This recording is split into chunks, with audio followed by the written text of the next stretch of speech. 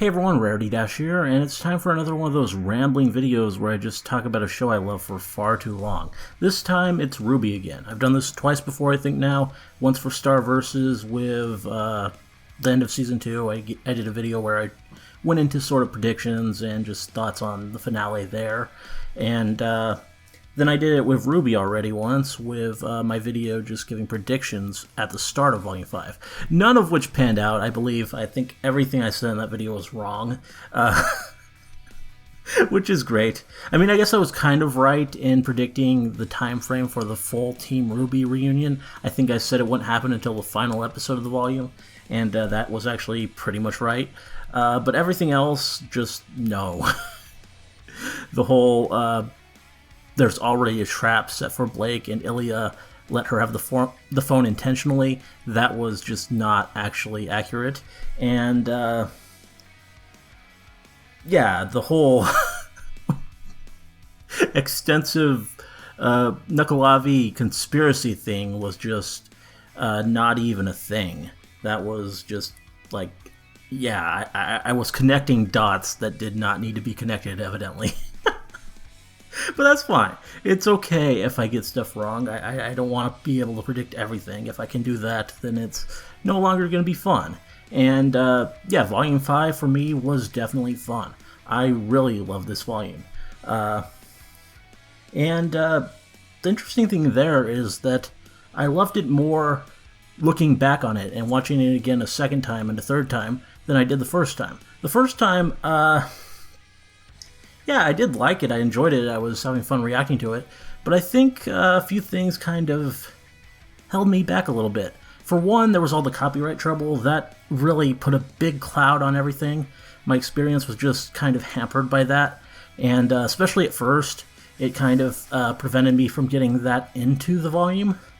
And then, yeah, there were just little things in the episodes that kind of left me a bit more able to nitpick and just kind of took it a bit down for me. But watching it back, I actually really loved this. I thought this was great. It's possibly my favorite volume in the show so far, in fact. I would go that far. And that might seem extreme, and like, how can I even say that with how excellent and just universally adored Volume 3 is? And I do understand that. I mean, Volume 3 is great. It's where everything kicked into high gear. It's where it all got real. It's where things really began, I would say. But, I don't know, there's something here that I just really appreciate when I go back to it. And, yeah, I mean, it's really a difference of pacing, I would say. Volume 3, it's this tour de force. Every episode has a fight in it, except for one, episode 8, I believe, and at least one or two other cool things to get really excited about. And Volume 5 doesn't have that by any means. It's really a difference of more episodic pacing versus more filmic pacing. I think Volume 5 works better binging it, like sort of taking it as a 4-hour movie and just all at once. Even though the episodes, they do have some actual real cohesive themes tying them together, things that stand out, and usually you can kind of get what they're going for by the title sometimes. And yeah, it works as episodes, but just together it works better. And there are even more satisfying themes overall, I think. It has really strong overall themes of, like, loyalty, forgiveness, finding the strength to stand against, like, these impossible odds and all this stuff. And I think it's actually just a really powerful, empowering volume, and it's good. But the first time through, watching it just as individual episodes split up by a week, there were times where it did feel dissatisfying. I do admit that. Not knowing what was next, it was easy to question things. And especially since there were lots and lots of annoying cliffhangers.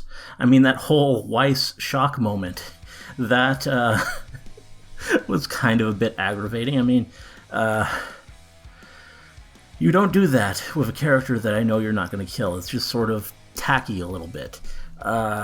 and yeah, and it doesn't help with the volume overall that all of the action is basically in the last 5 episodes. They just like weighted it all on the back half, and the front half is pretty talky. There's not a lot going on action-wise. It's all just build up and lots of people talking and going into various things, and yeah, it's like, I mean, all you got for action is the whole Battle of the Lancers, the Weiss battle, and then fairly inconsequential non-fights like Yang versus the Bandits. And yeah, that's pretty much it. All of the cool stuff is at the end.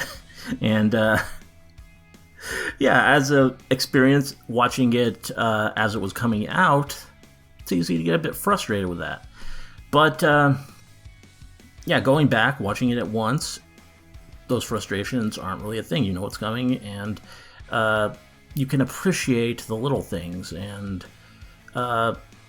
also, when you do get to the action in this volume was amazing. Some of the best action we've ever had in RWBY. I mean, that showdown in Menagerie, it really, really stands out to me. That was just super tense. Some of the I think that is the best tension, the best use of tension ever in the show. I mean, there was like the Pyrrha versus Cinder fight, Penny versus Pyrrha. Those were tense, but tense in a different way, because you kind of knew that something bad was going to happen to Penny in one and Pyrrha in the other, and you were just waiting for the dime to drop. Here, you didn't know who. There was this great sense of foreboding that someone was going to die, but you didn't know who. You could only be scared for certain characters, especially Gira, and then Ilya, and then you don't know. And then it just kept me guessing, and it was just this great, great sequence, and everything in it worked. And the fighting in it was awesome too, just really well choreographed. The whole Ilya versus Blake, that was amazing. And then Sun with the gunchucks again, finally, and Gira being all badass, and just everything. That was such an excellent sequence, and I love, that's like serious highlight of the volume. And then there was the Raven vs. Cinder fight. That was like completely different, but also just all kinds of awesome. I mean, that was like straight up like ridiculous anime fight. It was like something completely different from what we've seen in RWBY before. I mean, it's close to the whole Cinder versus Ozpin thing, but we actually saw more of it, and it was more satisfying because of that, because it was actually a full-on fight that lasted and really went on, and was just completely over-the-top, excellent, cool the whole way through. And there was other stuff, like I mean, the rest of the fighting towards the end, Hazel was completely badass, and just everything he did, and Oscar, and just, yeah, everyone, all these different things that we saw. I mean, even the whole Weiss and Vernal scene was pretty damn cool.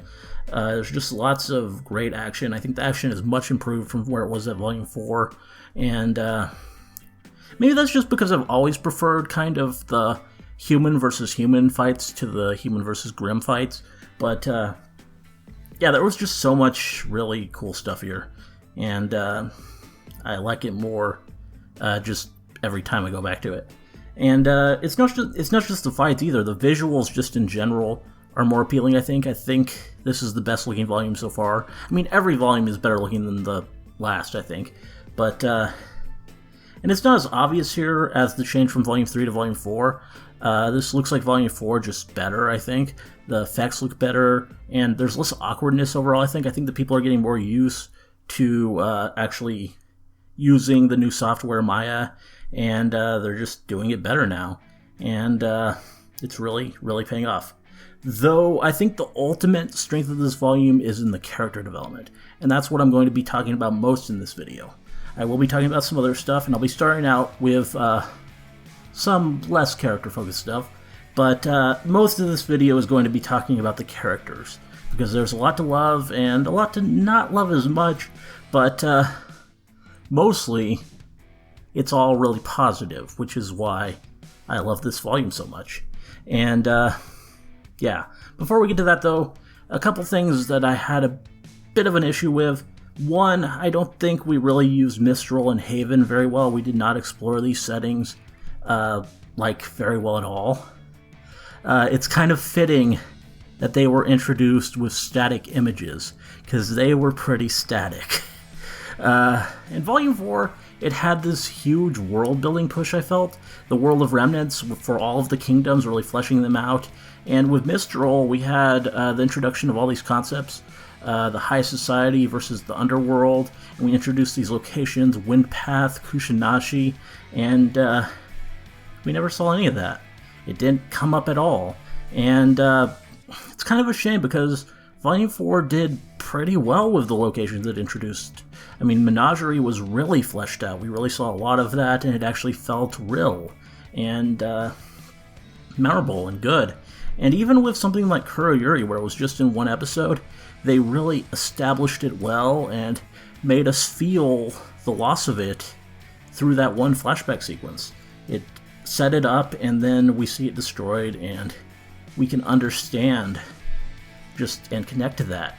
But Mistral in this volume just did not have a lot of that. It had one really good scene with Crow looking for the huntsman and sort of these incidental characters, and that added a sense of feeling, and it really underlined Leo's crimes in the volume and made them unforgivable. And I think that was excellent and needed, but there just wasn't enough of that. I mean, the students didn't even really go to Mistral. They were there, but they didn't interact with it. With how it was done with the static images, it was kind of like they just glanced at pictures of Mistral from across the way. There wasn't really any sort of actual connection to this environment. It was like, just weirdly hollow, this sense of disconnect. And there was opportunity here, I think. I mean, we did establish early on in RWBY that Pyrrha was from Mistral. She probably has family there. That would have been a good opportunity to give some connection for these characters to this place. And, especially Jean, he had nothing to do in the first half of the volume. More than the first half, for most of the volume, until we got to the whole Cinder thing and his semblance came up. He was just sort of there and didn't really do anything. But exploring where Pyrrha came from, that would have been maybe a good and obvious thing to maybe do. And it's not just him, really. I mean, the others, they could have done more in Mistral, too. I mean, Rin, my Nukkalavi theory was admittedly pretty far-fetched, but we did have those lines connecting him to the region. His parents had problems with the kingdom. They wanted, they supported Oniyuri as a concept and wanted to see it constructed. We could have maybe explored that. Maybe there's still people that know Li Rin in Mistral, and there was just an opportunity there that was pretty well missed. And considering the whole of Team Ranger was kind of lost in the shuffle for most of the volume, it would have been good. It would have been good to give them that connection. It would have just made everything a little better. Mistral...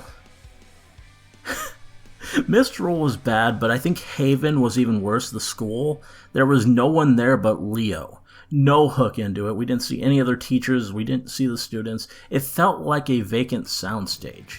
And it was just... with the battle for Beacon, it was Beacon, where the characters lived their lives for the whole first 3 seasons, and where we saw so much stuff happen. Yang, in her final scene in Volume 3, she mentions not just losing Pyrrha and Penny, but the school as well, and that makes sense. It was a home for her and for all of them, and there's a real sense of loss because of that. Comparatively, this whole idea of the White Fang destroying Haven, it just felt weak. Blake makes it sound noble, saving lives, protecting others, but we don't really see any imperiled innocence, so it's just like... it feels like Adam is knocking down an empty building. It's just like, I don't really care too much. I mean, it's bad, but we've already established there really aren't very many huntsmen around anyway, so who really cares? Yeah. And, I mean, you could have done something with the students. You could have actually had Team RWBY interact with the other Mistral students, the other Haven students.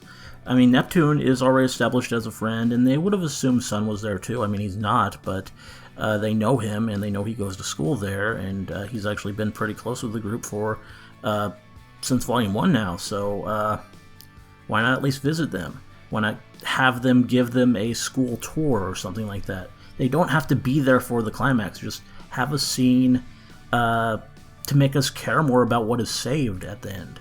And without that, it just feels a bit flatter than it should. Though, moving on, another issue that I had were the character deaths. I think I had a problem with every character death in the volume aside from Finnick. That one worked for me. It was brutal in the most awesome way, and, well, someone had to die there. Really, that scene with how tense it was, someone needed to not escape that. Someone, for it to be real, someone needed to lose their life in that, and someone that we actually know, who actually is a character with a name and a face, and I'm fine with it being Finnick. It makes Corsic potentially more dangerous and interesting down the line, and yeah, I mean, it was good. That was fine. Other characters killed off, though, it just feels like there was too much wasted potential. And I kind of fear that we're falling into a trap post-Volume 3, that people have this need for character deaths to just have it feel real. I remember watching reactions to Volume 4, and people are just expecting characters to die. Like, oh, Crow's going to die. Oh, Rin and Nora are going to die. And I never really felt like that. It just, as a narrative, it didn't really feel like a place to kill off these characters. Like, you don't need character deaths to make the story serious. It can be serious and it can be real without just senselessly getting rid of characters before they reach their full potential. And I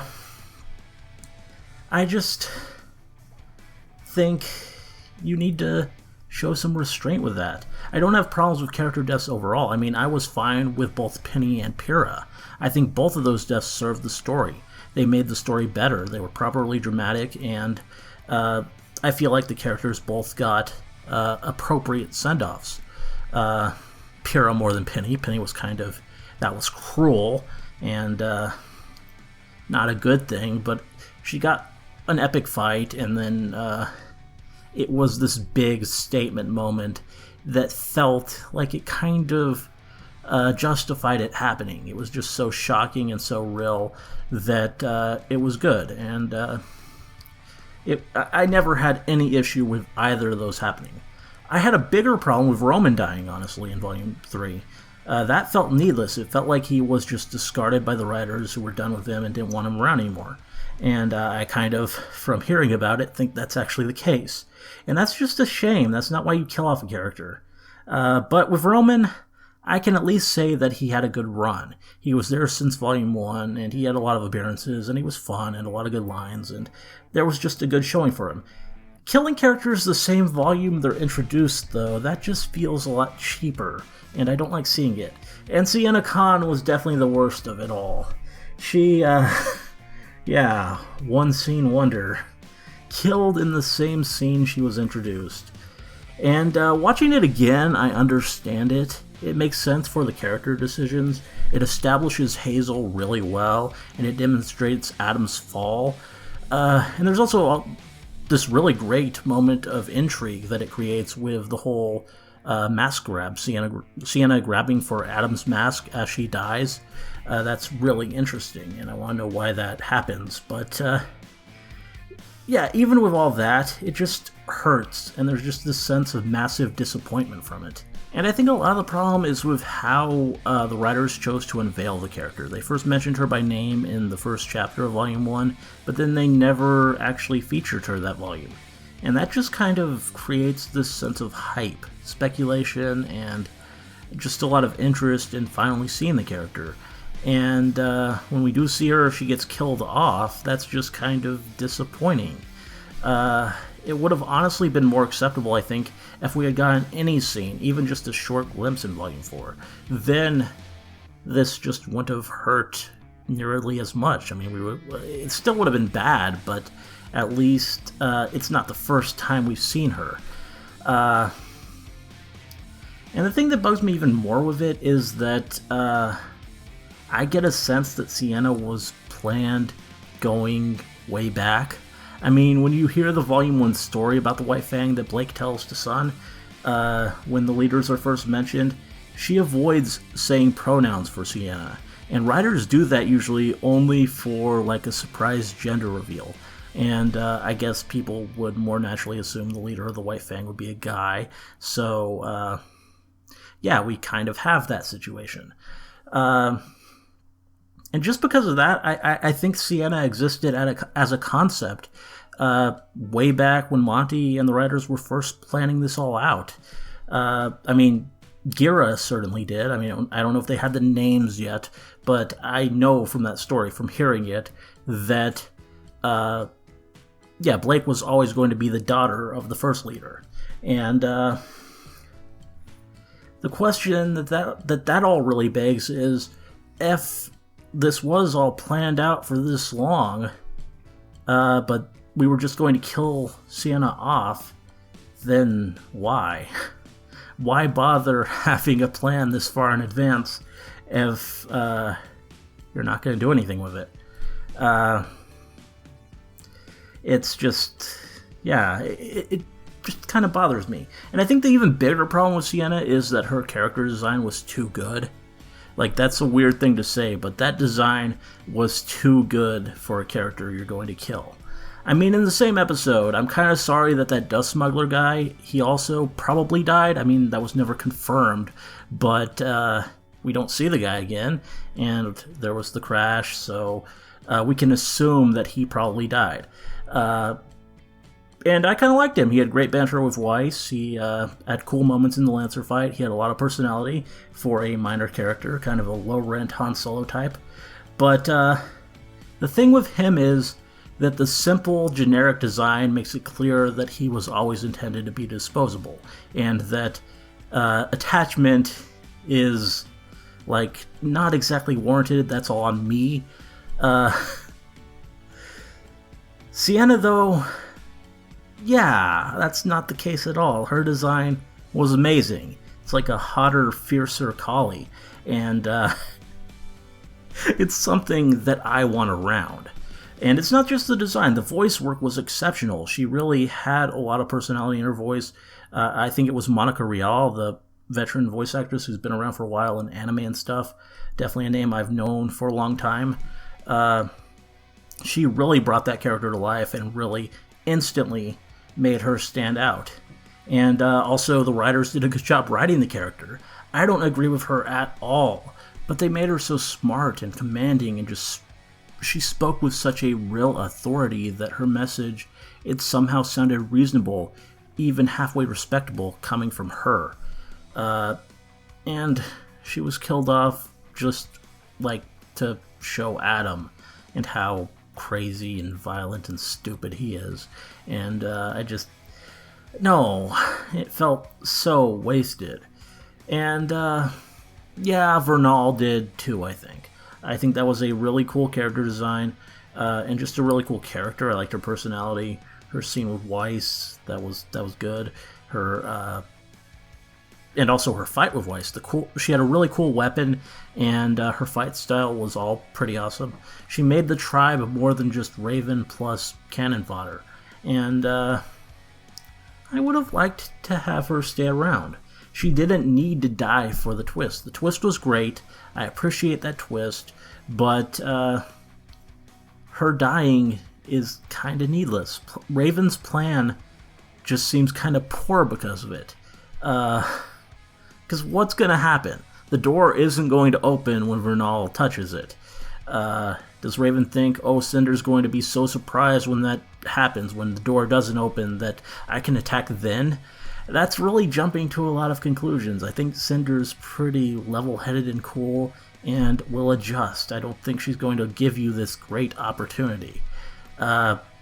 really the smart thing to do would just be to go straight into the fight together. And it might even go smoother with the both of you. I mean, Vernal, she can hold her own, I think. I mean, she Maiden, and maybe you'll be concerned about having to watch out for her through the fight if she's alive for it. But you at least have a chance of both coming out of it together. And, I mean, Vernal, it's clear, I think, that Raven does actually like this person. I mean, she considers her bandits family. She's made that clear. So, she should not be so disposable, I don't think. Though I do like how she at least got one final shot in the end. That was nice. That was good. That was good for the character. But just overall, wasn't really needed to kill her off. Finally, I do think that Leo, his death was also a disappointment, but in a different way. His death was justified and satisfying. The problem is that he was a character where that was the case. He was part of Oz's inner circle, equivalent to Ironwood, and we never really see why this is one of the headmasters. There's nothing that really tells us why this guy was ever so great. And that's kind of contrary to the whole concept of the Cowardly Lion. I mean, with the Cowardly Lion, he's a coward, but he has this inner courage that shines through in the end. And that's certainly not the case with Leo. Ironwood, he does kind of actually live up to the Tin Man. He's cold and commanding, but he acts with clear compassion and thoughtfulness in many situations. Leo, he was clearly conflicted, but ultimately just pathetic. And it really kind of bugged me until I realized what his role really was. Leo is a parallel for Raven. Both of them are compelled by fear. Both of them are caught between Salem and Oz. Both of them are struggling to survive and pull themselves up. Leo succumbed to his fear, and that's why he has to die. He didn't have a Yang to instill strength in him. For Raven, there's still hope. If she can conquer and move forward, she'll probably be alright. And that's the big difference. Other than that, the only other difference is that Leo was a lot more honest with what he was. And that brings me to Raven. Yeah, I have a lot to say about Raven, so strap in, I guess. When Raven was first introduced, she was all kinds of awesome. Really cool design, super mysterious, seemed to actually care about Yang by saving her. Possibly had a good reason not to be around. We didn't know enough to make any real conclusions. And, there was just so much potential for a really cool character. Then we got Volume 3, and we didn't actually see Raven, but Crow had the line about the one save rule, and that made the outlook a little bit bleaker. Okay, Yang, your mom probably sucks. Then we actually officially kind of got our first real scene with her in Volume 4, and, that did nothing to dissuade that impression, but the character was at least kind of interesting. I mean, she's a bandit who goes around apparently raiding and dooming whole villages. It's pretty hardcore, and it set her up as a real possible serious third-party villain. And especially since at the time we didn't fully know what was up in the whole Nukkalavi footprint in Xi'an Village, with her being connected to Xi'an as well. It was easy to conclude that she was possibly the one who killed Ren's parents, and that was just this great potential source of conflict between the kids, and it was exciting. There was possibilities here, and they felt really worth exploring. Then we get to Volume 5, and we get a lot of Raven, and she's actively intolerable. And it's not so much about what she does, about being a murderous bandit still. It's about how she acts, her attitude, and just her bearing, and especially how she is with Yang. She just has this really condescending tone, and she acts like she's all justified, like spying on Yang is a good substitute for actually having a relationship with her. She has that line about having actually seen stuff and knowing more than you think, and the whole confirmation that the bird is her, and we've seen the bird before, and Yang's seen the bird before, and that's just like, no. turning into a bird and spying on her does not make up for not being in her life. And just the way she doesn't really acknowledge any of the pain and struggle Yang's went through, and just acting like she knows Yang. The whole thing with the portal about choose me, stay here, and I'll tell you everything, or go to Crow, and just this expectation she has that Yang's going to choose her. I mean, why would she? Just, you do not realize how terrible you are, and that's just, it's just like this off-putting thing. And it's not just in the scenes with Yang, or it's not just about Yang, it's just the general sense of posturing. I mean, the whole thing with Oz and how he cannot be trusted at all because he gave me these magic powers, even though I'm a murderous, backstabbing bandit, and just go around robbing villages and killing people, and I killed the Spring Maiden when she was young, and I'm just... it's rank, odious hypocrisy. And yes, there's probably more to the story with Oz. I know there probably is. But if she does have a proper justification, she should just tell us. She shouldn't leave it to mystery.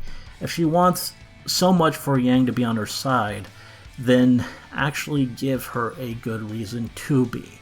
What you're doing now, it's not enough, and you shouldn't act like you think it is enough, which you do. And, yeah, the thing with the story, I mean, Crow says they chose. Possibly it was like a Pyrrha choice where the pressure was on and it didn't feel like a choice to her. But if that is the case, it's just not communicated very well. Or maybe Raven just regrets it, or there's more to the abilities that we don't know about, drawbacks, side effects. Maybe she's like seeing too much. I mean, Oz did say how they see more with it, and maybe she's seeing things that she doesn't want to see. Or maybe there were parts that Ozpin didn't tell her about before giving the powers. But as it is, though, it's just weak, and it doesn't really justify anything with her, especially since she is a terrible person. And that's really just the thing, this petulant grandstanding when she is this just weak-willed, pathetic person. I'm not afraid, I'm smart. That line, it's just childish. And I honestly thought that the writers had kind of dropped the ball with her, that they had just written a terrible character and maybe not realized fully that they had. But then we got to the finale, and I realized that that was, in fact, the whole point. Watching Yang just dress down and tear apart her mother, it made it clear to me that nothing here was accidental. Raven was a terrible, pathetic character entirely by design. She's Leo, but Leo posturing like he's Adam. And that is, I think, kind of what they're going for, because there's kind of sort of parallels with both of them. It's no mistake that both Raven and Adam were shamed into retreat in the same episode. That's definitely an intentional, sort of parallel with those two. In the finale, both of them end up just being, utterly destroyed with words and then end up running away. And with her and Leo, that is why they have that key scene together, which I think is one of the most important scenes in the volume, where even Leo, even pathetic Leo Lionheart, the Cowardly Lion, succeeds just wonderfully at calling her out. Who are you trying to convince? He sees right through her because he's in the position to, and it's great. That's the best moment that character had. And just one of my favorite moments of the volume, in fact. Hell, even Cinder successfully called Raven out. Raven tries to high road her, and Cinder just goes, "Oh, you're one to talk." And yeah, that is so the case. I mean, Raven has no ground to stand upon. She kills people. She's awful. She is a monster. She's not physically grim like Cinder is, but she's fallen. She's the reveal that she killed the Spring Maiden and just took her power, and just everything she does, Xi'an, and that's not the first village she doomed to the Grim. That's not the first village that got knuckle-lavied because of her. I can guarantee you that. And It's, yeah, when even Cinder can call you out and make a point that you're not a good person, then you know you're not. And hell, there's even that moment where Weiss kind of tears into her, where Weiss, this young kid who isn't her own daughter, is able to just say, "Oh, you're really obnoxious," and that's that's great. It's like a consistent thing in practically every scene where someone is pointing out how awful Raven is. And sure, there are some scenes where she is shown to be competent. I mean, her deal with Cinder, that was pretty good. Hiding the maiden powers, that's smart. Her fight with Cinder, obviously, that was epic and awesome. But the message is consistent. Raven sucks, and everyone realizes it, except possibly Vernal, sadly.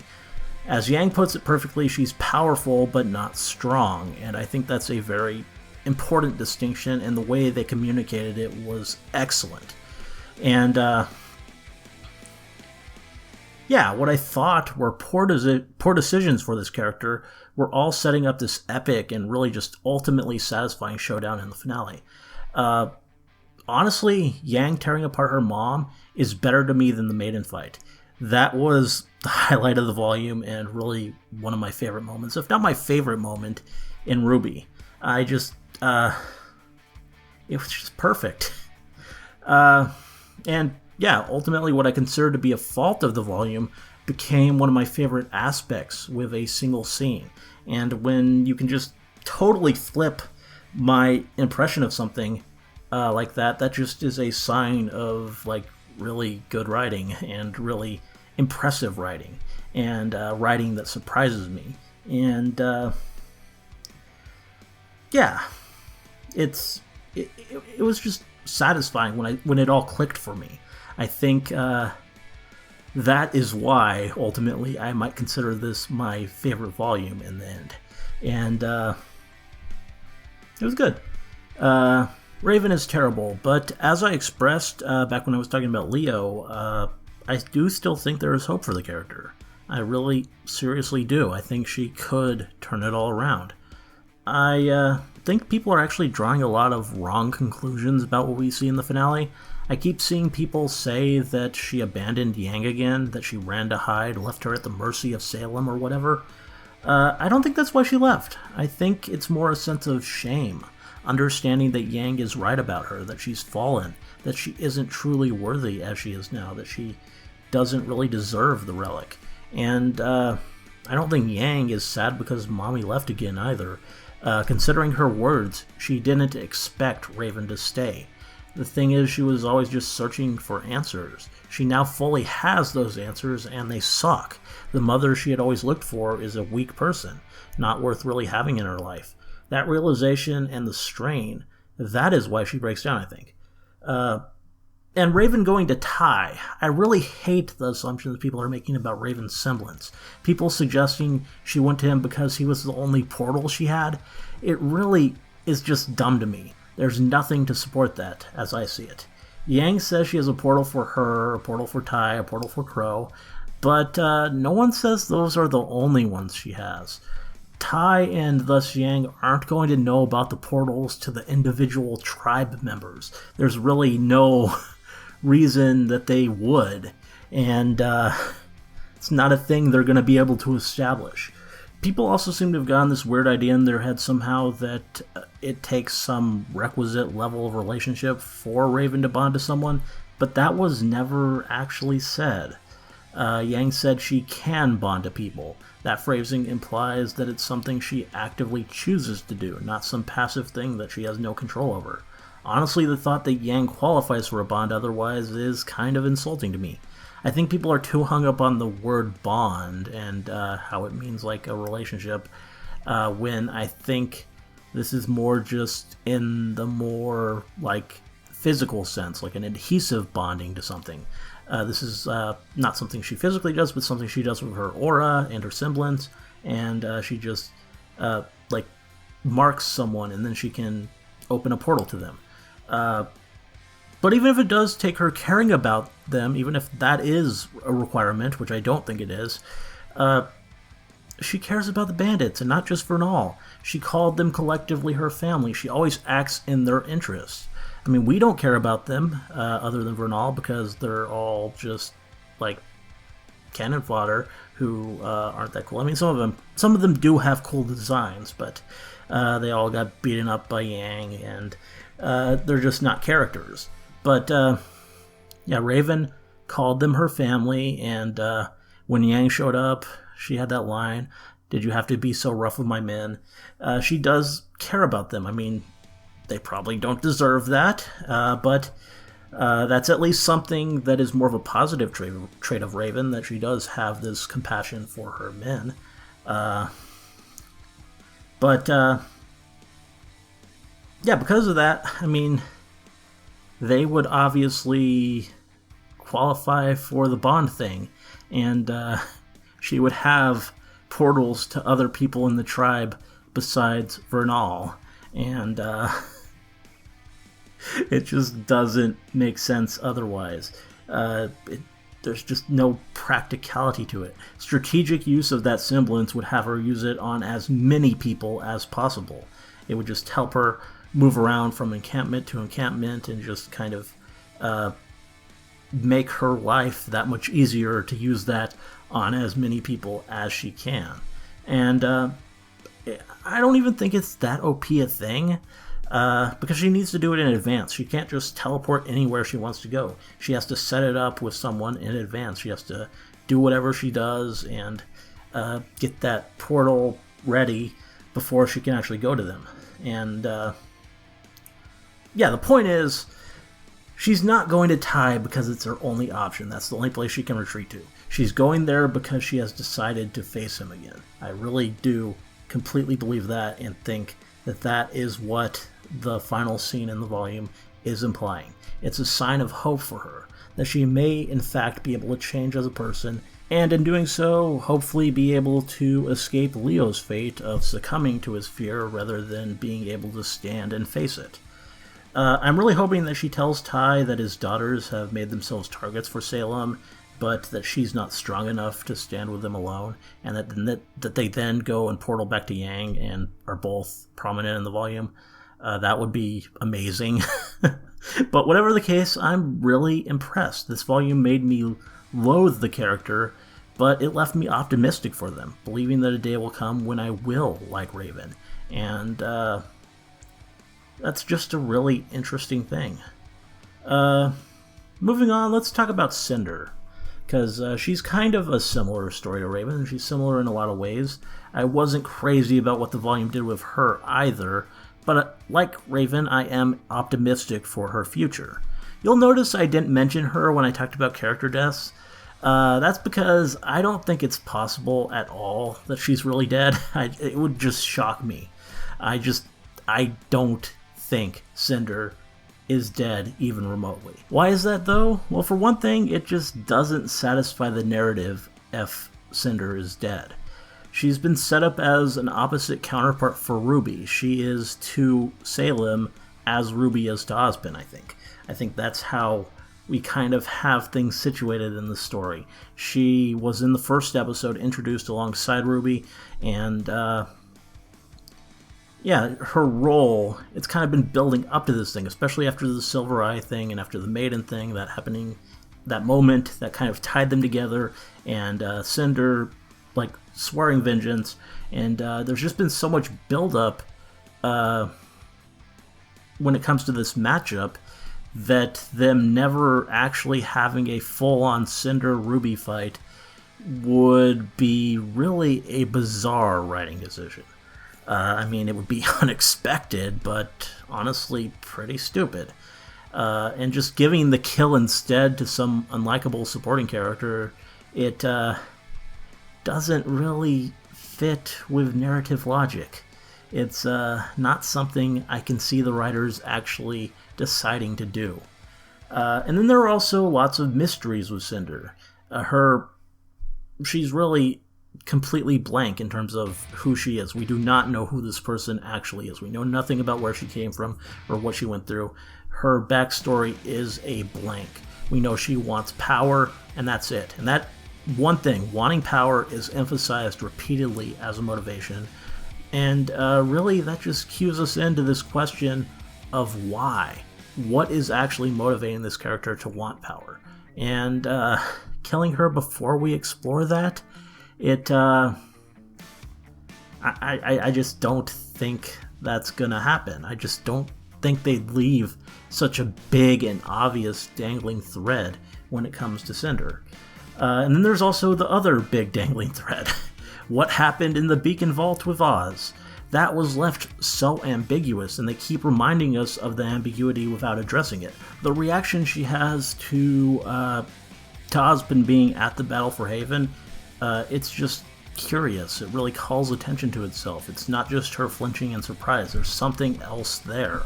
And, yeah, I just don't see them killing her off without really telling us about that either. I mean, I guess Osmond could fill us in on that, but I just think Cinder's still going to be around when we get into that. And finally, the final reason I don't think we're going to be killing off Cinder right now is that the Maiden powers really complicate doing so. They would have to transfer to the next host. When Amber died, the power visibly came forth and went to Cinder, and we didn't see anything like that happen. But even if it did happen, who would it go to? Raven is already a Maiden, and probably too old at this point to inherit any power anyway, so she's out. RWBY, I just don't see. I mean, RWBY would be on Cinder's mind. She's the one who most clearly would, given her, like, complete, like, overblown grudge and all that. But I just don't see her getting Maiden powers like this. I mean, at some point she might get the powers, but getting them without having to actually earn them from Raven's kill, I don't think is gonna be a thing. That would be weird. And to just give the protagonist a bunch of new powers out of nowhere, the writers, they aren't going to do that. That would be strange and just not a good decision in any regard. There's Emerald, but I just find that so doubtful. Everything with how that relationship has been shown so far suggests that the feelings, though strong on Emerald's part, are not mutual. I mean, especially with the finale here, suggestion pretty strong that Emerald is in love with Cinder, and I do think that is the case just from watching how they interact, but I don't think it's returned. I mean, we hear Cinder slapping her in the flashback episode after Cinder gets all jealous of Mercury being there and dividing Cinder's attention. Yeah, just, I mean, maybe Cinder really started to care about Emerald as she acted as her sort of caretaker through Volume 4, but I don't think so. I don't think that's at all returned. I don't think Cinder would be thinking about Emerald as she died, so I don't think the power's going there.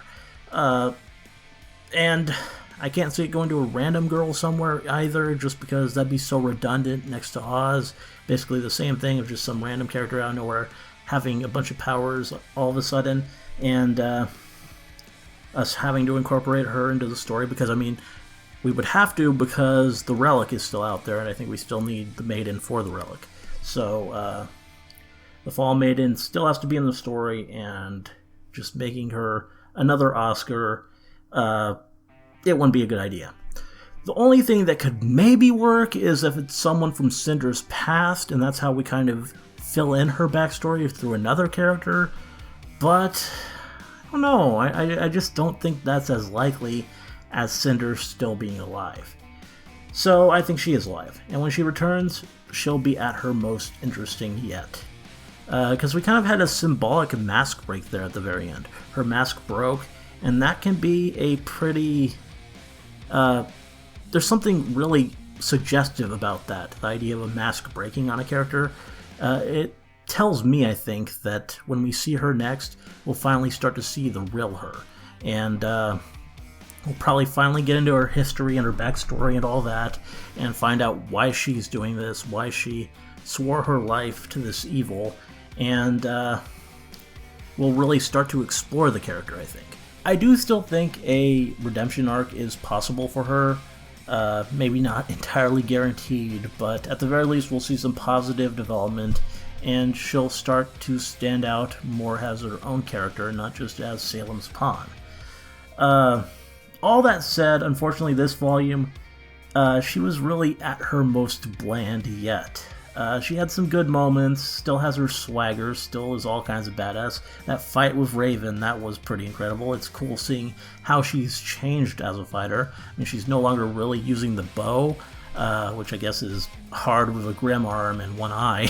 But, yeah, she's using, like, elemental swords and all this stuff, and she has the grim arm, and it's cool. It was cool seeing all of that. As a fan of the character, I like this look and this, new style from her. But yeah, she's making a lot of mistakes. Her grudge against RWBY is really blinding her in obvious ways and just making her a lot dumber as a villain. And it's unsatisfying, especially because Volume 4 Cinder was really great, and I was kind of hoping for more of that. The silent, suffering, sympathetic Cinder was really kind of a treat. There was this great ambiguity of thoughts as we watched her, and she had a lot of expressions that showed that she was feeling some complex emotions, and it wasn't just all about hate on RWBY. And it kind of had me hoping for more from her right now in this moment.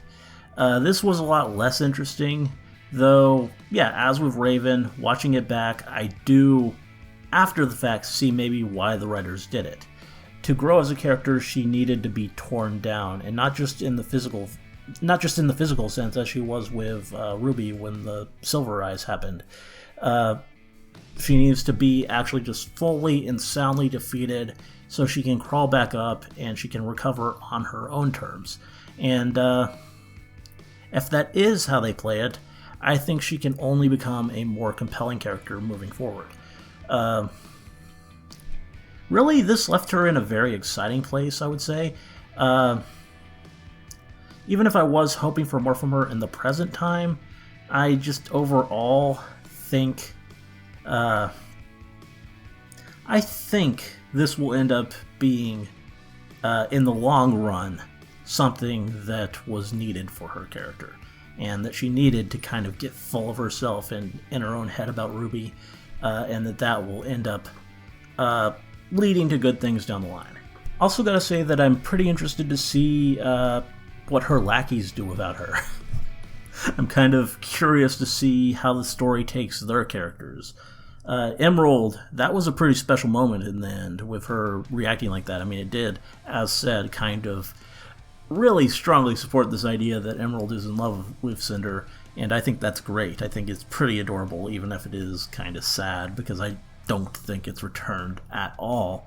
But it leaves me curious to see what Emerald does without Cinder there. If Cinder doesn't return for a while, there's really nothing keeping Emerald there as I see it.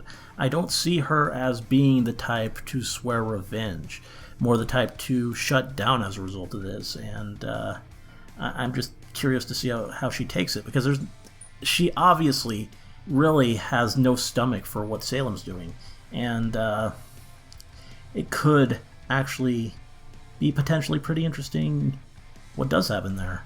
And also her powers was what happened with the whole giant Salem thing. Was that a one-time deal? Just a spontaneous explosion of semblance that came from her shock and her just horror at the thought of a world without Cinder? Or was this like some kind of moment of evolution and going forward she'll be much more powerful? Because that could be pretty scary. And with Mercury, I don't really care. I mean, I don't really care about Mercury as a character. I'll say it here. I mean, he's had some okay lines, and he's a cool fighter. His fighting style, the kicks, it's cool. But I don't really have anything to say about him. So yeah. Moving on, before I get into the main characters, let me first address a few more of the supporting players, especially some of the newer additions to the cast, who are all proving to be pretty interesting. Starting with Oscar, who I think has proven to be a great and very compelling character in basically every scene that he has. And what's helping that, I think, is very impressive voice work from Aaron Dismuke, who has just doing a great job of it. He's really matching Ozpin's inflections, which is great in the scenes where Ozpin takes over Oscar. It's really, really a nice effect. And they do mix in Shannon McCormick's voice in there to make it even better. But even when they don't, the way he reads the lines, it still gets that sense across that this is Ozpin, and even though it is Oscar's voice actor. So that is an impressive feat and really needs to be commended, and it really adds something to the character, I think. And I do think that this whole concept of Ozpin being able to take over Oscar is proving to be a worthwhile one. For one thing, it does make exposition a hell of a lot easier than it would be otherwise if Oscar had to explain it himself. And for another, there's this whole interesting angle we introduced towards the end with it, where apparently Ozpin can forcibly take control. And that just adds this further sense of wrongness about the whole situation that makes it a bit more gray and a bit more interesting, and not just what it initially seemed, which was still kind of questionable, that Oscar basically doesn't have any choice but to put his life in this direction and to become the new Ozpin. And yeah, it's interesting that he has even less control over it than it initially seemed, and that Ozpin can, when the moment strikes, actually just take full-on control. I was glad to see us get a good number of scenes and little moments with him and the younger cast members. I think that was needed. That was something I was most curious about after Volume 4, what his whole dynamic would be with the other members of like Team RWBY and Juniper, and just how that would all work out. And I was pretty satisfied. I mean, maybe there could have been more, but what we got was still pretty good. And the scenes with him and RWBY in particular, which there were a lot of, I mean, he had more interactions directly with RWBY than anyone else. Those were all precious. Rose Garden is proving to be an adorable ship. I think I still ship White Rose more, but this is a cute alternative. And it's nice and refreshing because RWBY was someone younger than her. And there really aren't a lot of options for that. It's all people who are 2 years or more older than her. And this is different. It's kind of a different dynamic. And especially that scene with him, with RWBY having to sort of point him in the right direction and be there and covered for him and relate these things, talk about Penny and Pyrrha. That's one of the stronger scenes that we had. And I just think I liked a lot of what I saw with that relationship, and I think it could prove to be a strong one going forward. I do hope we see more of the group kind of taking him into the fold. There are moments where it just kind of looks like he feels isolated from the others because he doesn't have all this history with them, and I would like to see that explored, and just this struggle of Oscar being welcomed as a friend and teammate, even as many kind of are a bit cautious of him being Ozpin as well, and just that whole dynamic thing, that he's this young kid, he's younger than the group, and yeah, he still wants to be part of it, he still wants to belong, but he also has this other presence inside of him, and this other greater destiny, and kind of being caught in that crossroads. That could be pretty interesting. So yeah, looking forward to what we see next from Oscar. I think it'll be pretty great. Moving on, Hazel was pretty awesome. Hazel was a beast. Instantly, he was my favorite in Volume 4 of the villains that were introduced at the start there. And actually seeing him in action, he did not disappoint at all. His fighting style, his use of dust, his semblance, it's all just so hardcore and just awesome. And I really loved every moment. But the real highlight, I think, is seeing more of his restrained personality. He just commands this sense of respect. And his reaction to the whole Sienna scene, that was great, and it really just demonstrated not just that he's physically strong, but he has a strength of character. And that just makes him instantly a more compelling villain than a lot of people. I know so many people in Volume 4 were all, Tyrion is great, Tyrion's the best. But no, it was Hazel, and it's always been Hazel. And yeah, I'm really looking forward to more Hazel. Though the one thing, as I've expressed before, is that his backstory at this point is a bit head-scratching. Yeah, Oz is surely glossing over the details with the description that he gave Oscar. But right now, with what we know, as much as loss can definitely hurt and it can lead to these strong reactions, it doesn't feel like enough for someone like Hazel. For someone like Tyrion, yeah, one really bad moment in life could lead him on a path of just going crazy and going all out and swearing to Salem and doing all this stuff. But for Hazel, I just think he wouldn't go that far off the deep end, that he wouldn't just immediately decide that Salem is the right choice. There has to be more to it that we don't know yet. And I'll be curious to see if we get that. Watts, he was pretty much revealed to be exactly what we all thought, Atlesian tech connection. He was, I will say that he was more legitimately entertaining in this volume than he was in the past, and stood out a bit more. He was shown to be smart. I mean, he was absolutely correct about the situation with Raven, and I like that. I like seeing that this villain is, in fact, intelligent, and not just, like, kind of the mean one. I don't know. But, yeah, we definitely didn't get much of him, especially since the tease at the end of Volume 4 kind of implied that there might be a lot of this guy this volume, and we only really got a couple scenes. But it did make me legitimately more interested in the character and eager to see what we get next from him. Moving on, Ilya, I think, was definitely a real standout, of course.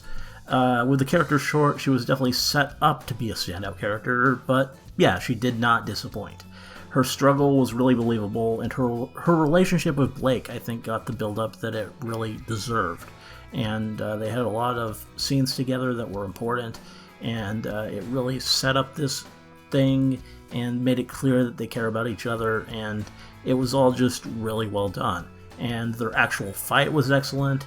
I was honestly kind of doubtful about how Ilya's weapon would work in a full-on fight, but it was awesome, especially since Blake's was kind of a natural match for it. They both have kind of a whip component to them, so that made it all pretty awesome. And I would say that her redemption was executed perfectly well.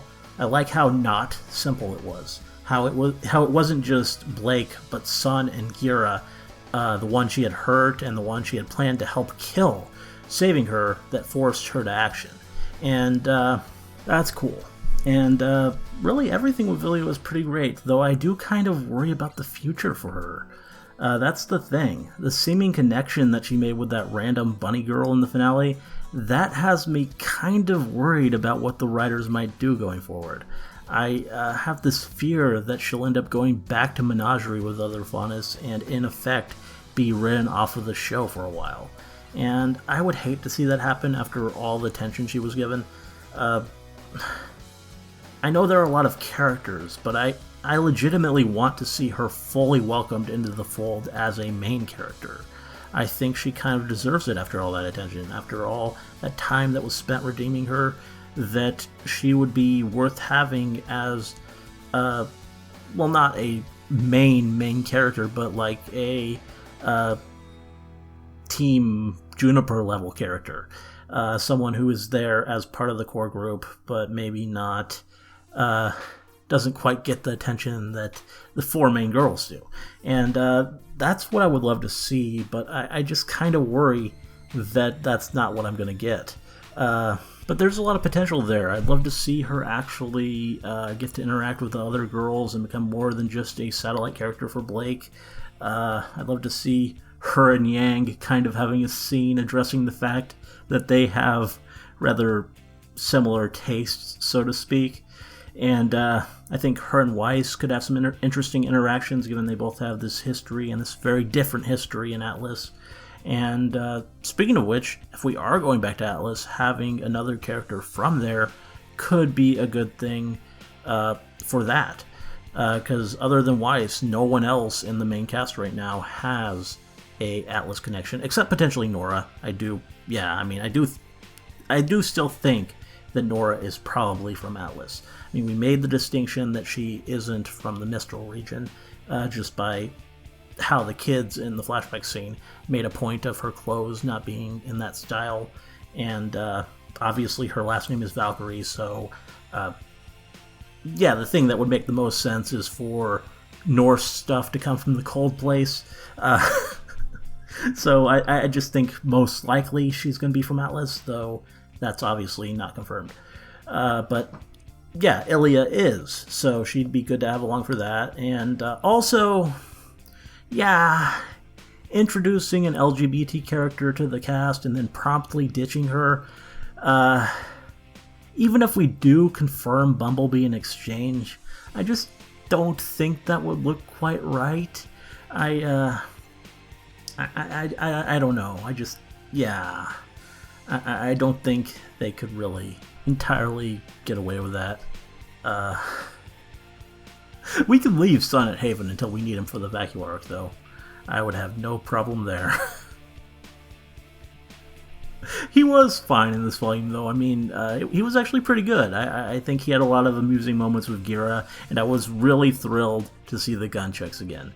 And obviously, he was good for Blake, too. He supported her, he was a good friend, and, I mean, he already did the real heavy lifting last volume of what he told her. That really was the main thrust of her going forward and really pushed her in the proper direction. So, can't be too upset with Sun, even though I tease.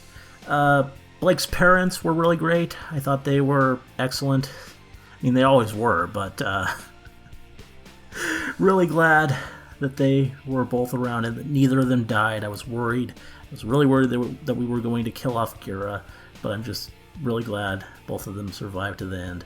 It was nice. I was kind of hoping that Kali would be revealed to be some kind of badass fighter. I think a lot of us were, but can't deny the T-Tray. That was pretty hilarious and great. And Gira was epic. That was great. It was a real treat seeing him fight. And I don't expect that we'll see much of them in the story going forward for a while. I think they'll be pretty busy doing their own thing, rebuilding the White Fang or whatever, the new Brotherhood. And that's okay. I think it's okay that they kind of fade into the background. And I'm just glad that they're able to do that and that they're not dead. Though I do still hope we get at least a few more scenes, maybe that they actually get to meet Blake's friends. That'd be fun. I'd love to see Yang meet them. That'd be good. And yeah, whatever we get though, just glad to have them around. I'm curious about the White Fang. I wonder if Corsic will still be a factor, if he'll escape. I kind of hope so. I mean, this volume succeeded in making he and Fennec actually a lot more interesting by showing how much smarter and more perceptive and measured they were next to Adam.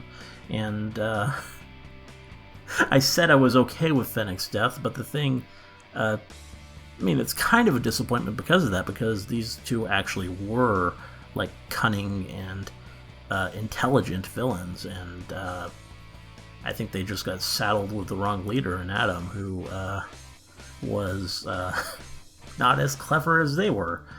I'd love to see Corsic escape and actually become a player again, and maybe bring Yuma and Trifa with him, because, I mean, those were some great character designs that didn't get to do much.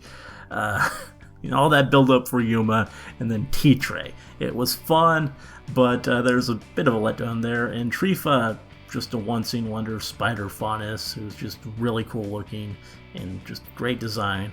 Love to see more of her, even if she was just taken out really easily and probably isn't the best fighter around. Maybe all three of them join up with Adam, keep him sort of having some underlings. That'd be okay. Though it's just as likely that we'll never see any of them again, which would be kind of a shame, but I would kind of understand it as well. Adam sucks. That's really all I can say there. Nah, I would say that the resolution for him actually worked for me in this volume. I know a lot of people might say otherwise, but I think it felt right for Blake. I do still want a full-on fight, however, but yeah, when Blake does take him on, I really want Yang to be there. I mean, armed and ready. That really set the mood. I really want to see that payback. I really want to see Yang actually do what she says in that song. Which that song is basically just saying she's going to do to him what she did to Junior. And I want that to happen. I want Yang to reduce Adam to that level. And, well, Blake did kind of beat Adam here, or at least what he represented to her by shaming him. I need to see Yang make him hurt. And I hope we get that. And again, I'm really curious about the whole thing with Sienna grabbing for his mask, his secret. There is that theory that he's actually human, which would be pretty interesting, and that the mask, that the horns are fake and connected to the mask. I don't really know what else his secret could be. What would be so weird about his eyes? Maybe he has silver eyes. I mean, I don't know. Probably not, though. I don't think that would be a thing. So I'll be curious to see if we get any answers there. And yeah, that's really all there is to say about him. And that leaves Crow. But there's not really much to say about him. I think he had a good number of scenes, but the volume wasn't ever about him, even with all the focus on his sister. What I can say I liked is that the volume used him well as a supporting character. He was able to be around without being incapacitated again, and despite that, he wasn't stealing the scenes. It could still be cleanly more about the younger characters, and I think that's a good thing, because it should be about them. They're the main characters. He's not, even though he's really cool and we all love him.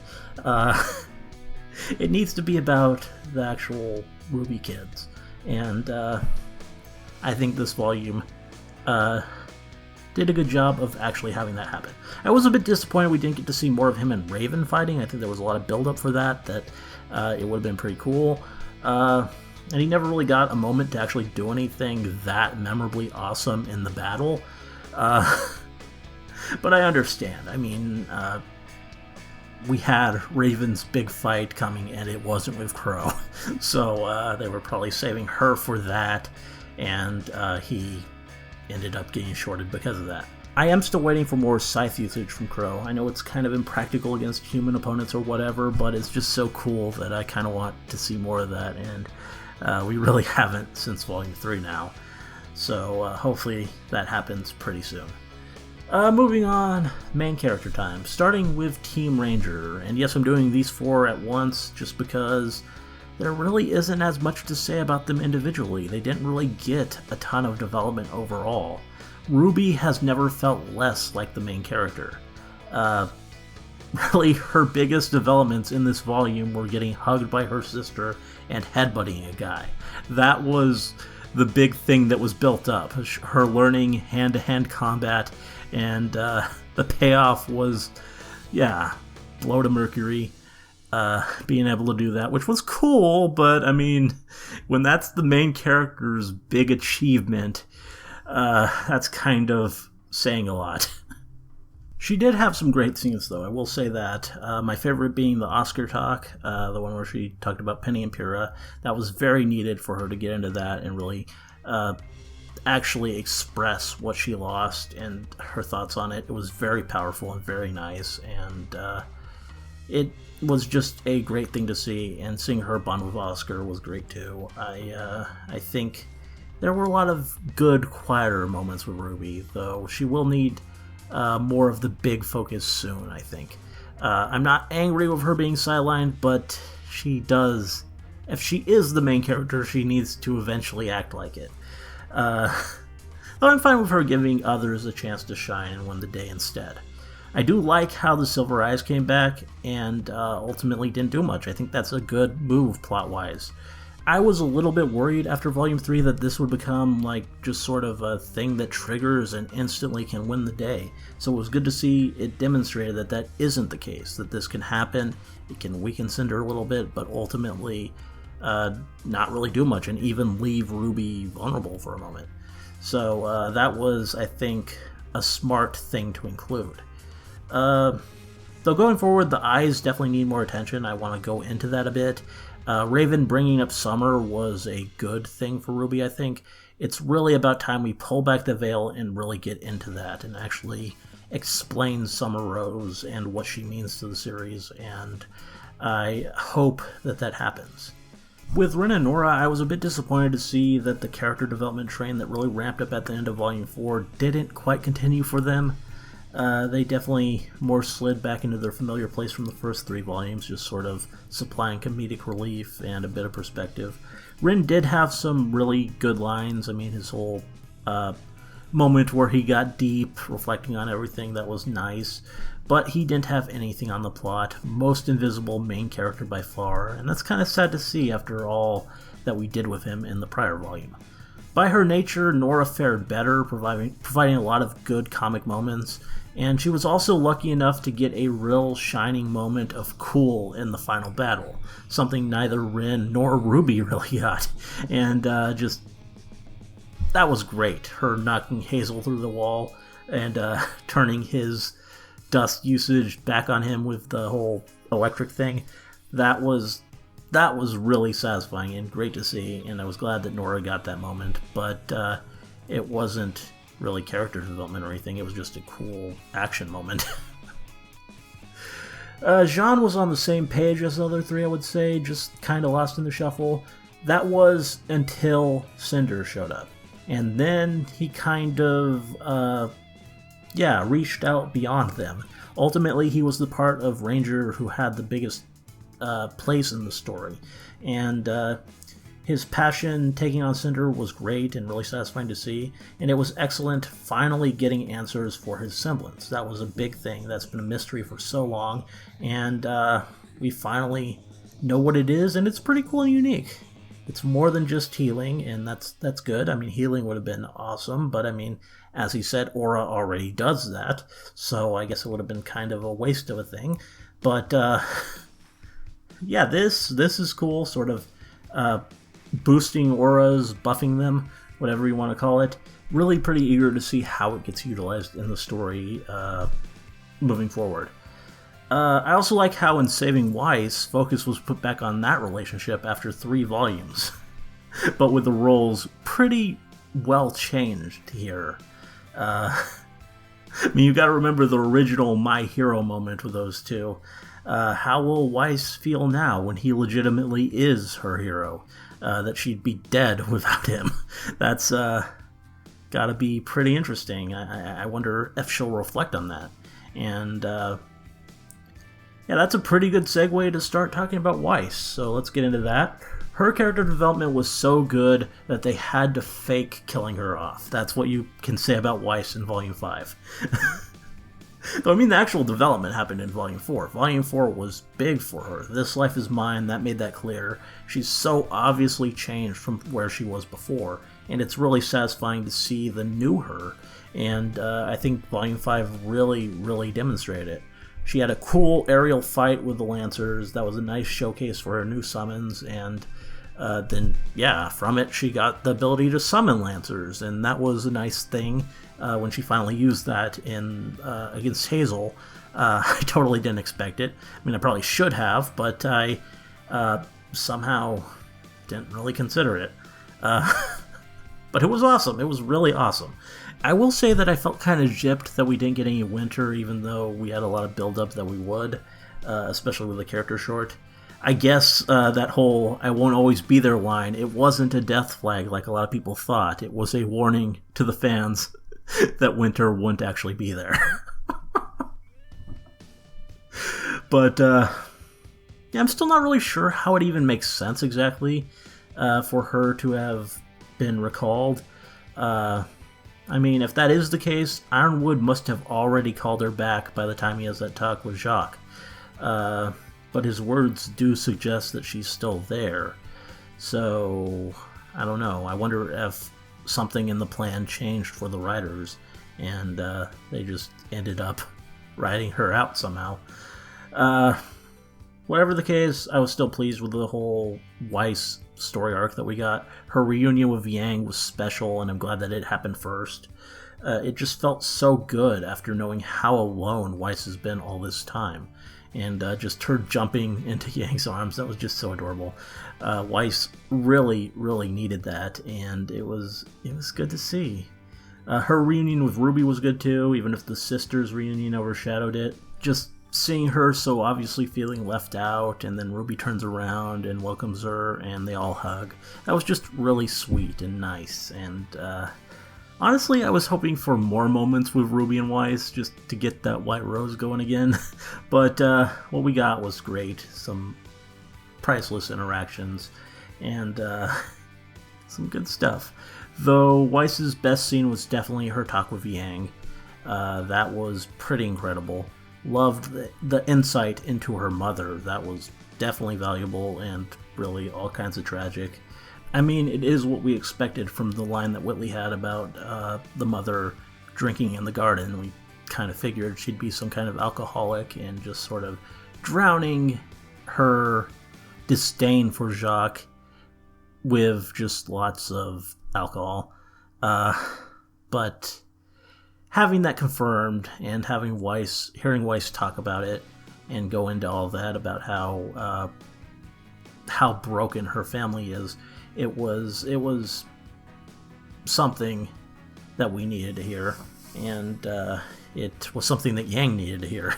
She definitely had the wrong impressions about Weiss going in and her family life. Yeah, she can definitely relate, apparently, about the whole mother not being there, and it was sad to hear. But even better than that was how she was there for Yang in that talk, saying all the right things. Everything she said was exactly what she needed to say. And she just provided all this perspective.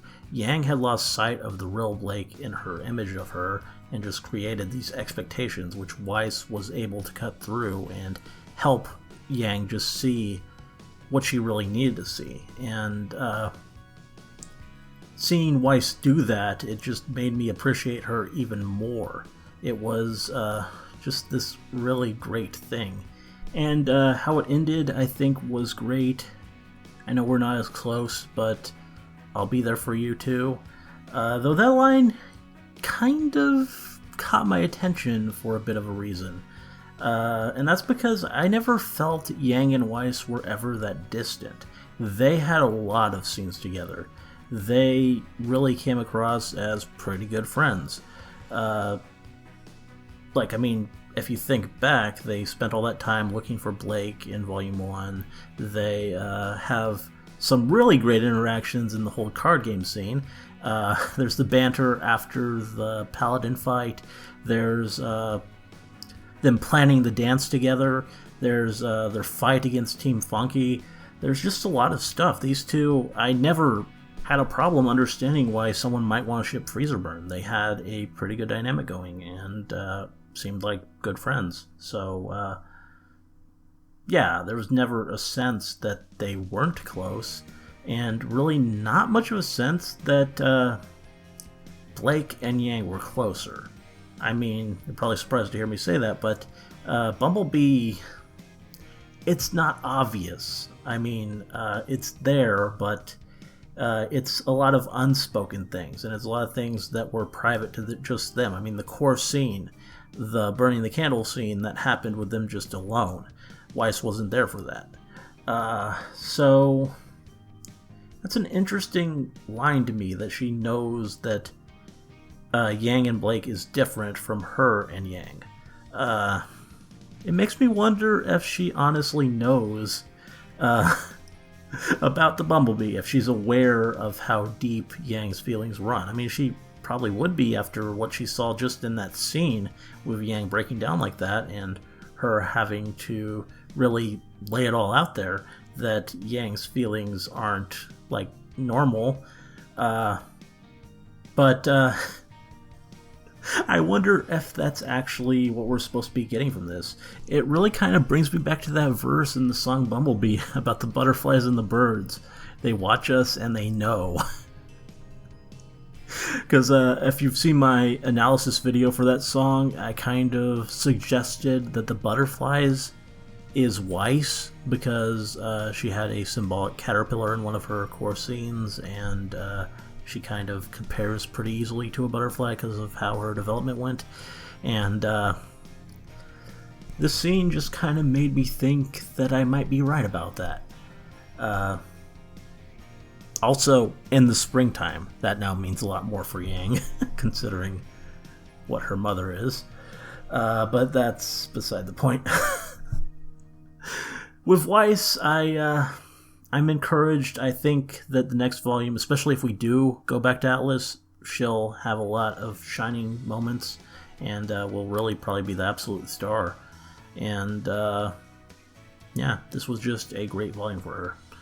Blake, going on to her, as said, Sun really pushed her in the right direction in Volume 4. That talk, it really triggered something great, real growth for the character, and it's good to see. I do kind of miss the slaps, I mean, to be honest. Kind of miss that bit of edge from Blake, but this is better. This is good. As satisfying as it was to see her slap Sun around a little, I think this is a healthier direction and a better direction for her, and I'm glad to see her find it. And Sun helped. I mean, to his credit, he really did help, and I appreciate him for that. And it never really felt too Black Sun to me. Sure, Blake is softer and more appreciative, definitely. She's not slapping him anymore, she's acting a lot nicer. But if they are going for that ship, which I don't think they are and never have, it's looking to be a real slow burn, because I just do not see anything developing as far as romantic feelings go on Blake's part. I mean, she called... there was a scene with her comparing people she knew to a single word, and for him it was earnest. And I guess that's what she admires in him, his earnestness, his sincerity. And that is definitely something to appreciate in a person, maybe even find cute. But for Adam, it was justice when she first started following him, and then it became passion, probably when she fell for him. And there's not really a comparison there. And with Yang, it was strength. Just thinking about the sort of things that get romanticized for a person, it's kind of a bit of a different level, I think. And it is interesting that Yang is strength for Blake, because she's always seemed rather protective of Yang, always worried for her, always looking out for her, and that makes me think it's not strength in the most literal sense. She doesn't think Yang is, like, physically untouchable. I think it's more what she sees in Yang is her inner strength, and that she is a source of strength personally for Blake, and that is more how she means it, and if that is the case, that's pretty powerful. But yeah, I do like how she summed up what Sun taught her and related it to what was going on with Ilya about having to be there for a friend even when they don't want you to be, and her learning that. I think that was pretty key for her, and it was good to see. And she really did fight so hard for Ilya, and that was nice. And she let Sun in. The whole ruse that they played in Chapter 8 was just so critical.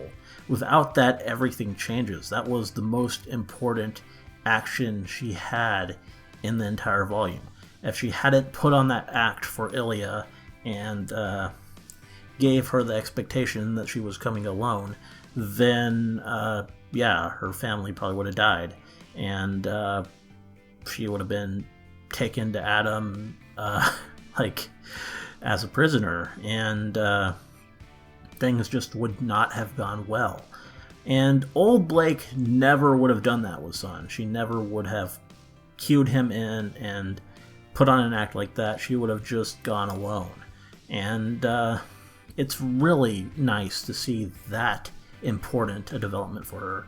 And it's sadly a thing that a lot of people are probably going to miss, because they missed the subtle cue. I mean, I missed it the first time. I had to watch it back, or I think you guys told me about it afterwards.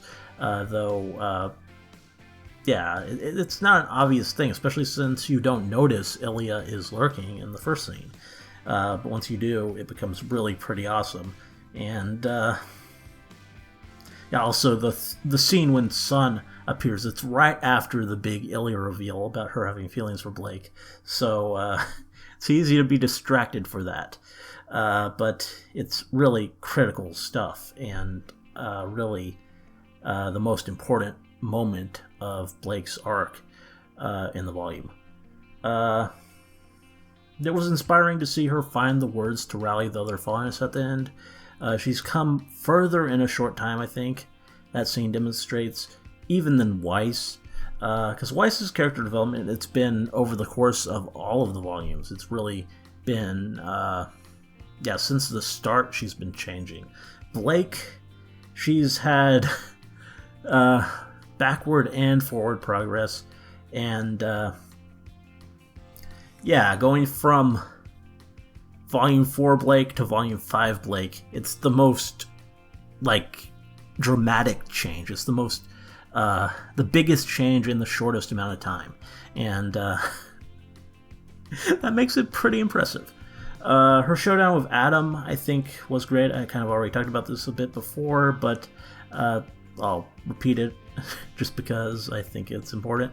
I did want to fight, but this was still pretty fitting. He was pretty thoroughly emasculated, disarmed, and she showed him that he doesn't control her life anymore. And I think that was important for her to actually demonstrate. And we also did acknowledge that he was still dangerous, which I like. Blake was intelligent. She realized in that moment that she wasn't ready to actually defeat him in one-on-one combat yet. So she called Sun off, and that was good.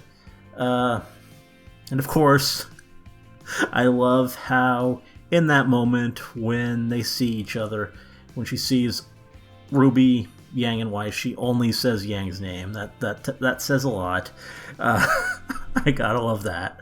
And that adorably awkward reluctance she has over the reunion, it was all pretty cute.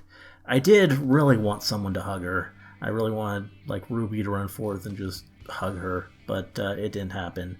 Blake needs hugs. I hope we get that in Volume 6. Just all of the Blake hugs. Because she really does need scenes to reconnect with the entire group, and not just Yang. I mean, I want my Bumblebee scenes, but she needs to reconnect with Blake and Weiss too. And, I said Blake. With RWBY and Weiss too.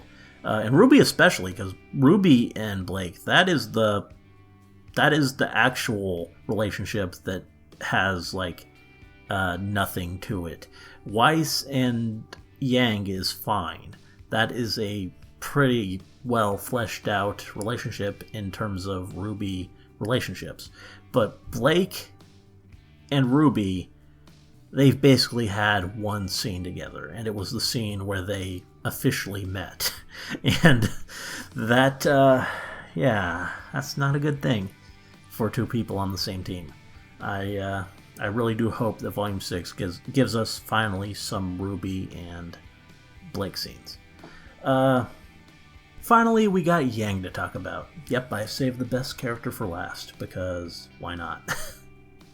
Now, I really liked Yang's Volume 4 arc. I think a lot of people had complaints about it being so simple and slow and there not being much of it, but I think it was exactly what it needed to be. Every scene, I think, was pretty great and served a purpose, and it really demonstrated this sense of recovery, of Yang recovering what she had lost, some strength, and finding what she needed from her father and from others to get back out there again.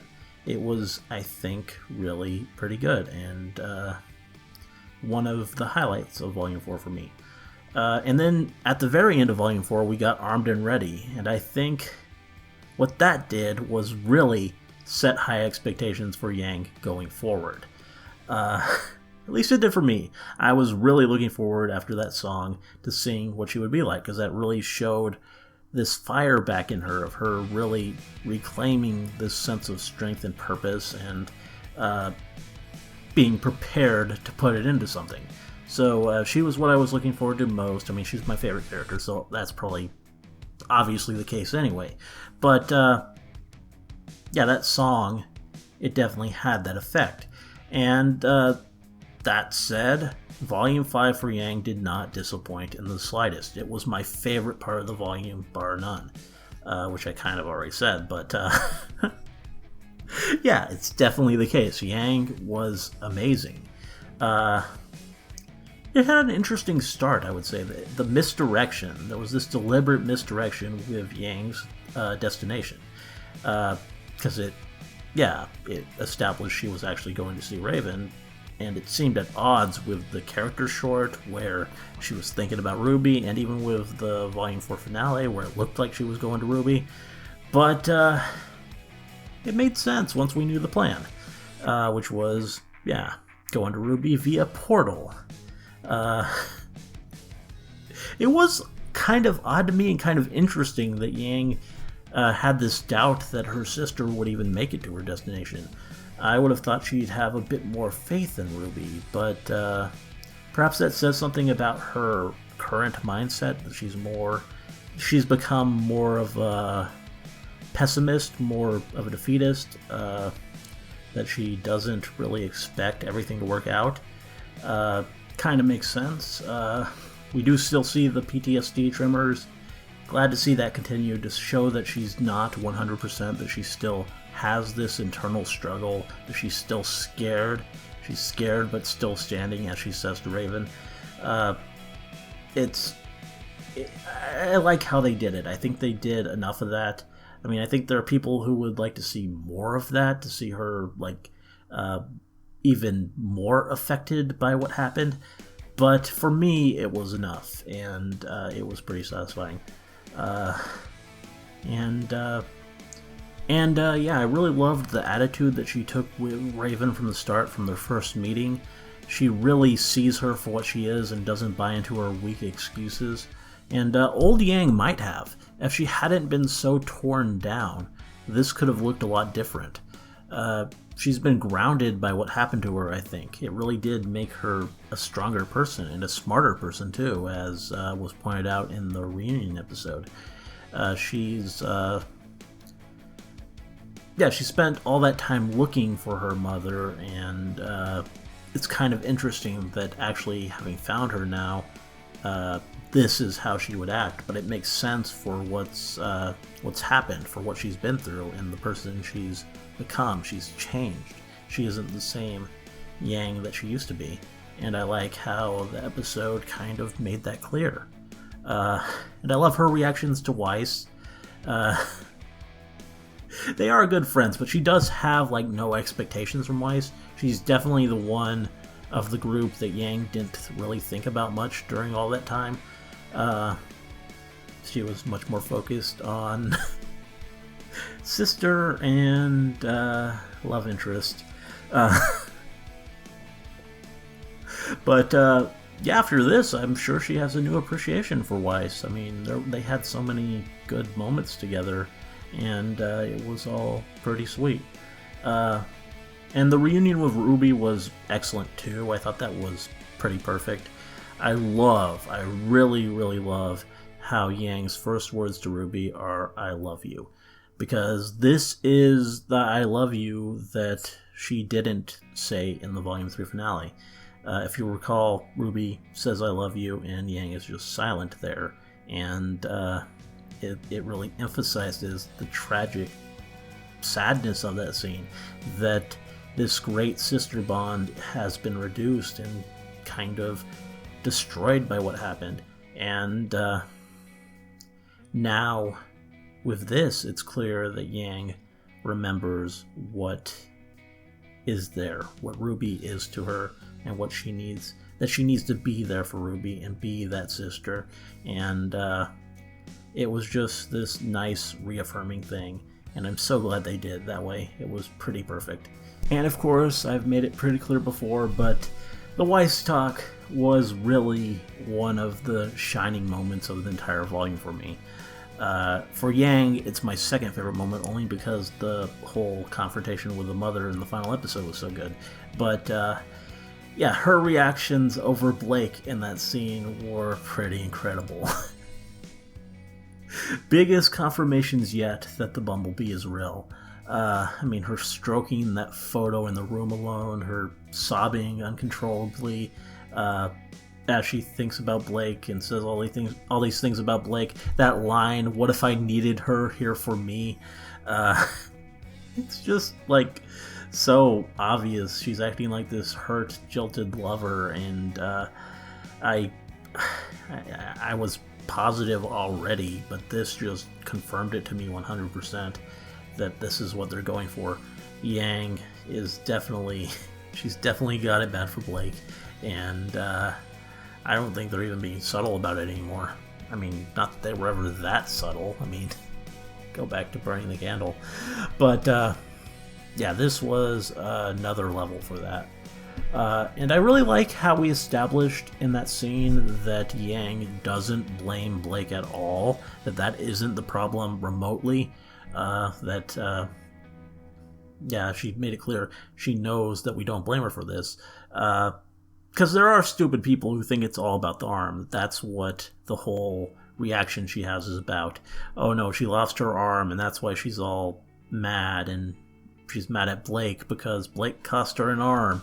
And there are people who would actually argue that. And now, no, it's obvious, it's been stated that she doesn't blame Blake, she just wants her there. And that is an important thing to distinguish. And with all the Bumblebee, I think it is really just so fitting and so obviously a deliberate thing that it came in the same episode that we had that Ilya reveal. I think that's pretty smart on Rooster Teeth's part. Yeah, they're definitely going for something with that. But yeah, best scene in the volume, hands down, was Yang tearing into her mother and just saying all those things. Everything was perfect. It was satisfying from every angle, and it really shows how far Yang has come and how great a character that she is. She was my favorite. She's been my favorite for a while. But after that scene, I can say with confidence that I don't think anyone will ever catch her in the show. I mean, they could have a multi-episode Coco arc, and I still don't think that would be enough to just overcome the Yang. Yeah, that sealed it. And to say a little bit more about that breakdown she has at the end, I know it's probably not the relic. I said that initially because it was a pretty strong possibility. It is the relic of knowledge, so you would think, yeah, you might get some knowledge from touching it. I mean, we don't really know how the relics work, how you use them, but all things considered, watching that scene a few times now, I can say it's probably not a result of the relic that causes her to start crying and break down. I think it's more the emotional stress. She's at the end of a journey, realization of some hard truths. She knows now that she will have to stand strong on her own and be a self-reliant person. She can't count on her mother coming out of nowhere and saving her.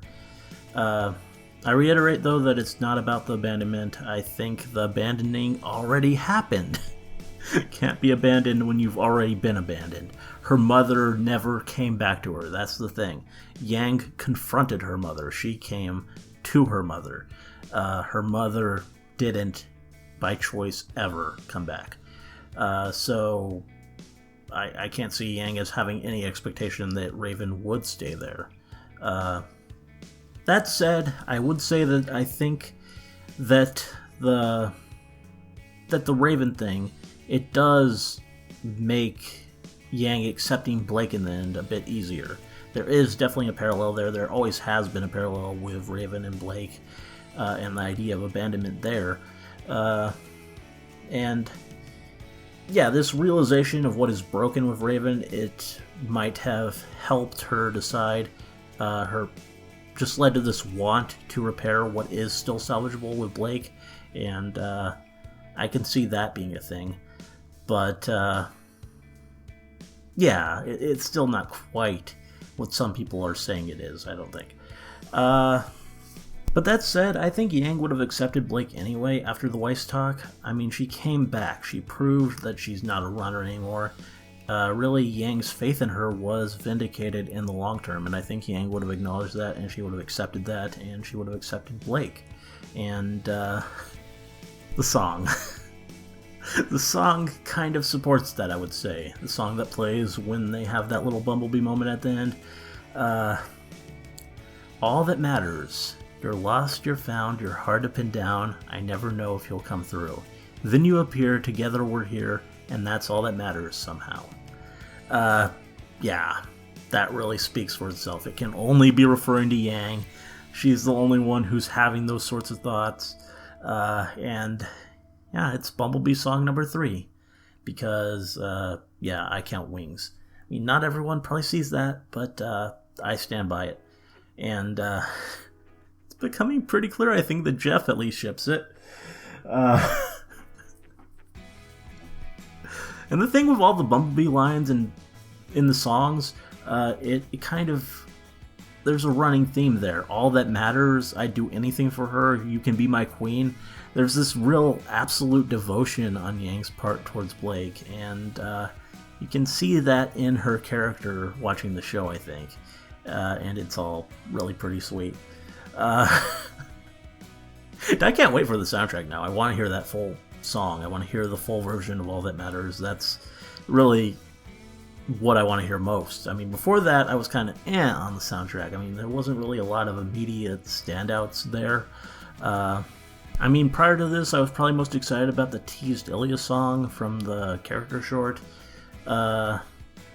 But there wasn't a lot else. There was the Raven vs. Cinder song, which sounds pretty cool. And I mean, the opening, I love that opening, so I'd love to hear a full version of that. But, I mean, the other things are like the songs from the Weiss and Yang character shorts, which, though cool, kind of, I mean, they relate to the characters at a point in time that's already way in the past, so it's just kind of less interesting because of that to me. I mean, there's still probably going to be great songs, and I'm going to listen to them a lot, but it just is, it's not really as exciting because there's not so much of a interest from a analysis perspective moving forward. But we'll see. I am definitely going to react to the soundtrack, and I look forward to that. That'll be a lot of fun, and I can't wait for it to come out. So, yeah, look forward to that. And yeah, that's probably enough about Yang. Let's just give some final thoughts and then end this thing. I'm definitely excited for Volume 6. I'm kind of unsure about the whole Ozpin Atlas thing that we have as our plot hook. With how poorly Mistral was used, I'd kind of like to see more of it.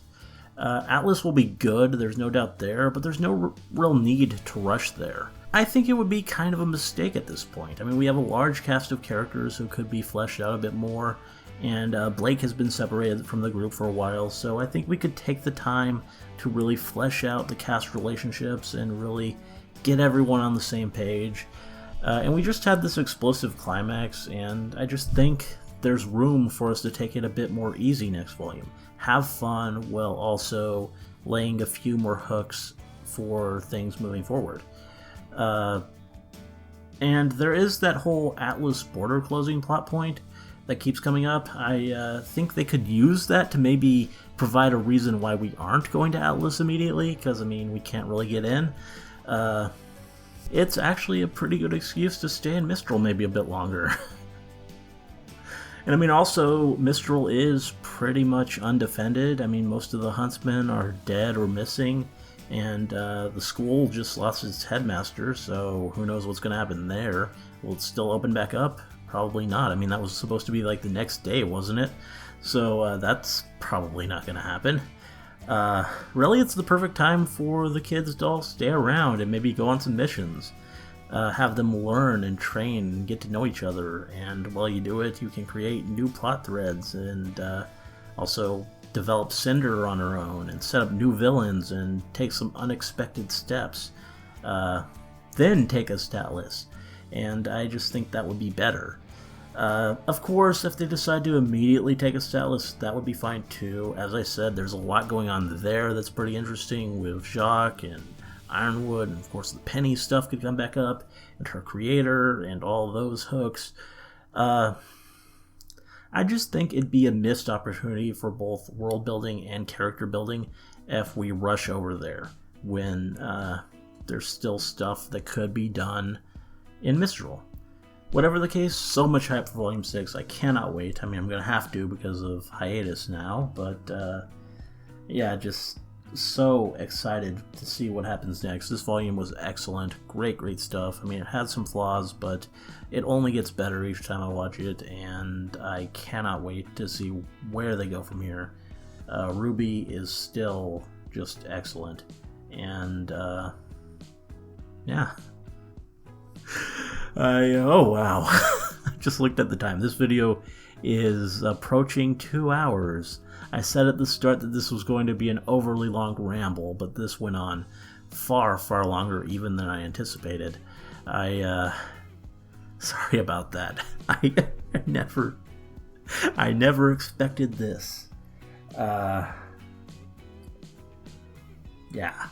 I probably should end this. I enjoyed laying this all out there. Hopefully you enjoyed watching it, whoever did. I mean, I doubt very many of you sat through the whole thing.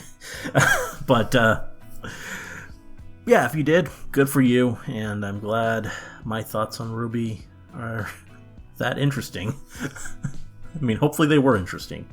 If you stayed this long, probably they were. But, yeah. Anyway, hope you enjoyed the video. Let me know if you did, and see you in the next one.